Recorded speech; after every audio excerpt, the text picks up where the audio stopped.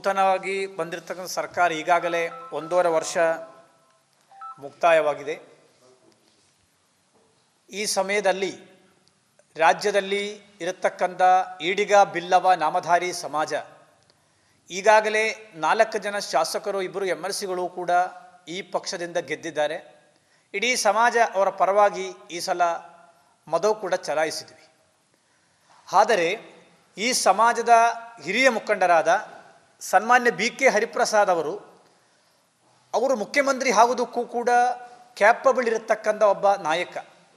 19 ವರ್ಷ ಕಾಲ ರಾಜ್ಯಸಭಾ ಮೆಂಬರು, ಸುಮಾರು 49 ವರ್ಷ ಕಾಲ ಕಾಂಗ್ರೆಸ್ಸಿನ ನಿಷ್ಠಾವಂತ ಕಾರ್ಯಕರ್ತ.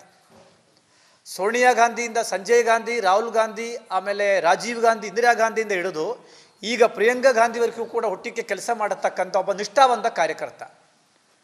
ತಮಗೆಲ್ಲ ಗೊತ್ತಿರುತ್ತದೆ, ರಾಜ್ಯದ ವಿಧಾನ ಪರಿಷತ್ತಿನ ವಿರೋಧ ಪಕ್ಷದ ನಾಯಕರಾಗಿದ್ದರು ಹರಿಪ್ರಸಾದ್ ಅವರ ಸಮಯದಲ್ಲಿ ಸರ್ಕಾರ ಬರುವಾಗ.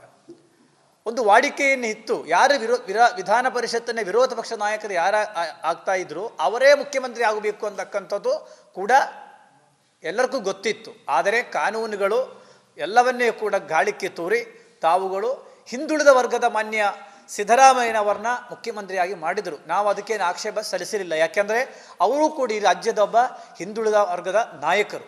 ನಾವು ಆ ವಿಷಯದಲ್ಲಿ ಎರಡನೇ ಪ್ರಶ್ನವನ್ನೇ ಇಲ್ಲ. ಅವರ ಆಡಳಿತವೂ ಕೂಡ ಈಗ ಸರಿಯಾಗಿ ನಡೀತಾ ಇದೆ. ಆದರೆ ಈಗ ನಮ್ಮ ಒಂದು ಬೇಡಿಕೆ ಸರ್ಕಾರನಲ್ಲಿ, ಈ ಸರ್ಕಾರ ಬಂದ ಮೇಲೆ ಮೊನ್ನೆ ಮುಖ್ಯಮಂತ್ರಿಗಳು 2 ಬಜೆಟನ್ನು ಮಂಡಿಸಿದರು. ಈ 2 ಬಜೆಟಲ್ಲಿಯೂ ಕೂಡ ನಾರಾಯಣಗುರು ನಿಗಮಕ್ಕೆ ಯಾವುದೂ ಕೂಡ ಹಣವನ್ನು ನೀಡಲಿಲ್ಲ.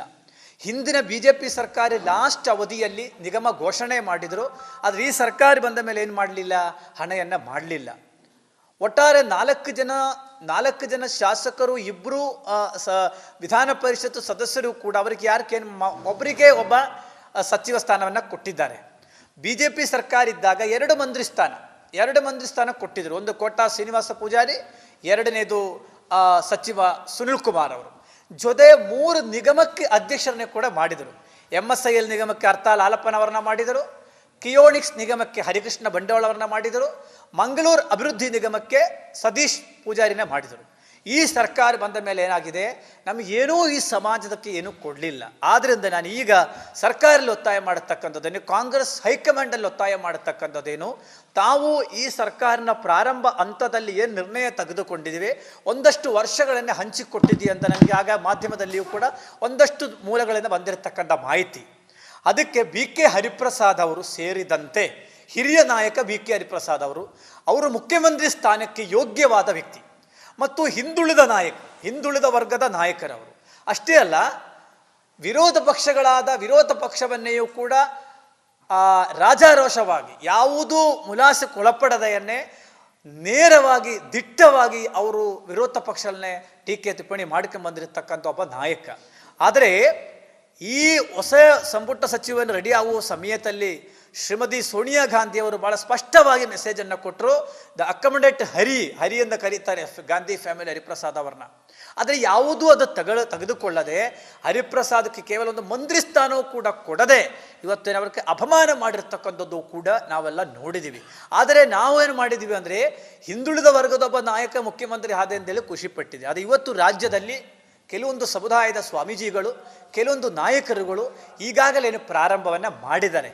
ಅದೇ ರೀತಿಯಲ್ಲಿ ನಮ್ಮ ಸಮುದಾಯದ ಬೇಡಿಕೆ, ನಾರಾಯಣಗುರು ಶಕ್ತಿಪೀಠದ ಪರವಾಗಿ, ರಾಜ್ಯದ ಈಡಿಗ ಬಿಲ್ಲವ ನಾಮಧಾರಿ ಸಮುದಾಯದ ಪರವಾಗಿ ಕೂಡಲೇ ನಮಗೆ ಹರಿಪ್ರಸಾದ್ ಅವರನ್ನ ಮುಖ್ಯಮಂತ್ರಿ ಮಾಡಿದಂದರೆ ಚಲೋ ಅಂತಕ್ಕಂಥದ್ದು ನಮ್ಮ ಮೊದಲನೇ ಒಂದು ಬೇಡಿಕೆ. ಒಂದು ವೇಳೆ ಇಲ್ಲವಾದರೆ ಉಪಮುಖ್ಯಮಂತ್ರಿ ಸ್ಥಾನವಾದರೂ ಕೂಡ ಈ ಸರ್ಕಾರ ಈಗ ರೀಶೆಡ್ಯೂಲ್ ಮಾಡುತ್ತೀವಿ ಅಂತ ಮಾಹಿತಿ ಆಗಿ ಕಾಣ್ತಾ ಇದೆ. ಅದರಲ್ಲಿ ಉಪಮುಖ್ಯಮಂತ್ರಿ ಸ್ಥಾನವಾದರೂ ನಮಗೇನಾಗಬೇಕಾಗುತ್ತೆ, ಸಮಾಜಕ್ಕೆ ನೀಡಬೇಕಾಗುತ್ತೆ. ಸಮಾಜ ನಿಮ್ಮ ಪಕ್ಷದ ಪರವಾಗಿ ಕಳೆದ ಎಲೆಕ್ಷನ್ನಲ್ಲಿ ಸ್ಪಷ್ಟವಾಗಿ ನಿಮಗೇನು ಕೊಟ್ಟಿದ್ದೀವಿ, ಓಪನ್ ಆಗಿ ನಮ್ಮ ಸಮುದಾಯದ ಸ್ವಾಮೀಜಿಗಳ ಸಮೇತ ನಿಂತ್ಕೊಂಡು ಕೆಲಸ ಮಾಡಿದ ಹಿನ್ನೆಲೆಯಲ್ಲಿ ನಮ್ಮ ಸಮುದಾಯಕ್ಕೆ ಕಾಂಗ್ರೆಸ್ ಪಕ್ಷದಿಂದ ಅನ್ಯಾಯ ಆಗಬಾರ್ದು. ತಮಗೆಲ್ಲ ಗೊತ್ತಿರುವ ಹಾಗೆ ಮೊನ್ನೆ ಬಂಗಾರಪ್ಪನವರು ಈ ಸಮುದಾಯದ ಮುಖ್ಯಮಂತ್ರಿ ಆದರು, ಜನಾರ್ದನ ಪೂಜಾರಿ ಅವರು ಈ ಪಕ್ಷದಿಂದ ಕೇಂದ್ರ ಮಂತ್ರಿ ಆದರು, ಅದೇ ರೀತಿಯಲ್ಲಿ RN ಜಾಲಪ್ಪನವರು ಕೇಂದ್ರ ಮಂತ್ರಿ ಆದರು. ಆದರೆ ಕಳೆದ ವಿಧಾನಸಭಾ ಚುನಾವಣೆಯಲ್ಲಿಯೂ ಕೂಡ ನಮಗೆ 11 ಸೀಟನ್ನೇ ಕೊಡಬೇಕಿತ್ತು. ಆದರೆ 8 ಸೀಟು ಅವರು ಕೊಟ್ಟಿದ್ದರು. ಗಂಗಾವತಿಯ ಸ್ಪಷ್ಟವಾದ ನಮಗೆ ಕೊಡಬೇಕಿತ್ತು, ಕೊಡಲಿಲ್ಲ. ಕುಮಟದಲ್ಲಿ ಕೊಡಬೇಕಿತ್ತು, ಕುಮಟವನ್ನವರು ಕೊಡಬೇಕಿತ್ತು, ಅಲ್ಲಿಯೂ ಕೂಡ ಕೊಡಲಿಲ್ಲ. ಆದ್ದರಿಂದ ನಮ್ಮ ಆರ್ ಎನ್ ಜಾಲಪ್ಪನವರ ಕ್ಷೇತ್ರದಲ್ಲಿಯೂ ಕೂಡ ಬೇರೆಯೊಬ್ಬರಿಗೂ ಕೊಟ್ಟರು. ಇದೆಲ್ಲವನ್ನೇ ಸಹಿಸಿ ಸಮುದಾಯ ಇದೆ. ಆದ್ದರಿಂದ ನಾವು ಹೇಳತಕ್ಕಂಥ ವಿಚಾರಗಳು ಒಂದೇ, ಕೂಡಲೇ ಮುಖ್ಯಮಂತ್ರಿ ಸ್ಥಾನ ಬಿ ಕೆ ಹರಿಪ್ರಸಾದ್ ಅವರಿಗೆ ನೀಡಬೇಕು ಅಂತಕ್ಕಂಥ ವಿಚಾರವೂ ಕೂಡ ನಮ್ಮದಿದೆ.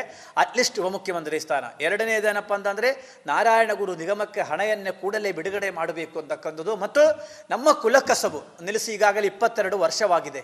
ಸೇಂದಿ ಮತ್ತು ಸಾರಾ ಇಳಿಸಿ ಮಾರಾಟ ಮಾಡಿ ಬದುಕುವ ಈ ಸಮುದಾಯದ ಕುಲಕಸಬನ್ನೇ ಕಸ್ಕೊಂಡಿದ್ದೀವಿ. ಇವತ್ತುವರೆಗೂ ಯಾವುದೂ ರೀತಿಯಲ್ಲಿ ಒಂದು ಪರ್ಯಾಯ ವ್ಯವಸ್ಥೆಯನ್ನೇ ಮಾಡಿಕೊಡಲಿಲ್ಲ. ಹಾಗಾಗಿ ನಮಗೆ ಬಹಳ ದೊಡ್ಡ ಅನ್ಯಾಯ ಆಗಿದೆ.